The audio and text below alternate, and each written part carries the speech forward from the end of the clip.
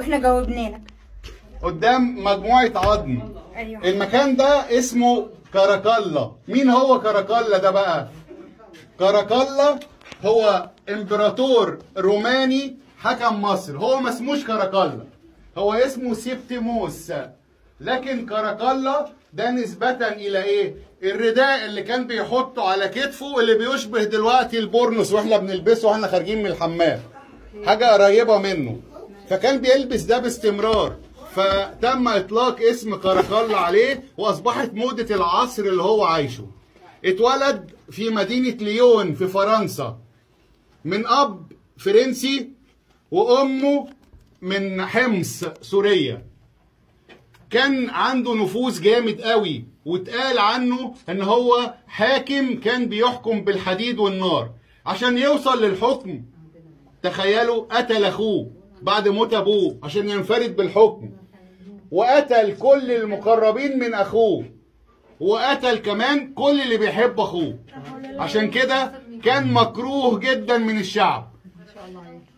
في بعد فترات قرر ان هو يعمل امبراطورية كبيرة زي الاسكندر الاكبر. فاول حاجة عملها زحف على الشرق، واول حاجة كانت بالنسبة له هي اسكندرية. جه اسكندرية هنا، لكن سمعته سبقته. زي ما بنقول اهل اسكندرية معروف عنهم من زمان ان هم حاجة اسمها الموكينج، السخرية، بيسخروا من اي حد. اي حاكم مش عاجبهم بيسخروا منه. فقابلوا الامبراطور كاراكالا بقصيدة هجاء فيها استهزاء كبير جدا، وعايروه سوري يعني بأسر قامته. فقرر كاراكالا ان هو ينتقم منهم. عمل ايه بقى؟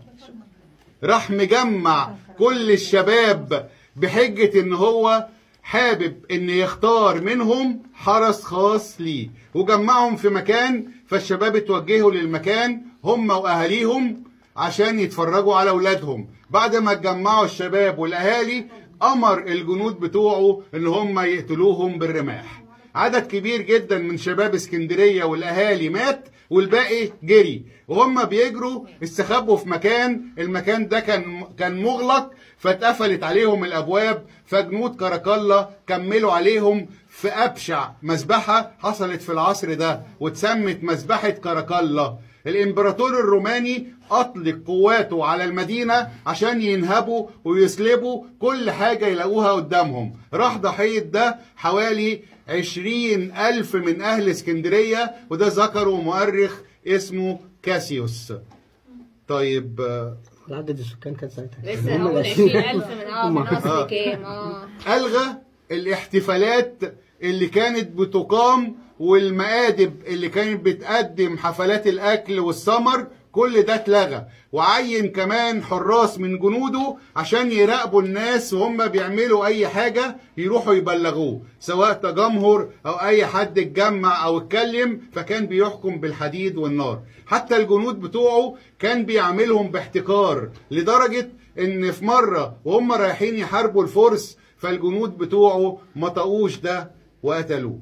المكان بقى اللي حضراتكم شايفينه ده ومجموعة العظام دي اتدفنت هنا في كوم الشوافة، وكانوا معتقدين ان دي بعض عظام اهل اسكندرية للمذبحة بتاعة كاراكالا. ولكن لما اخذوا العظام وشافوها وحللوها وجدوا ان دي من الاحصنة اللي كانت مع الاباطرة اللي اتدفنوا هنا. فكانوا بيعملوا لهم نوع من انواع التكريم، وكانوا بيدفنوهم هنا مع اصحابهم في المقبرة دي.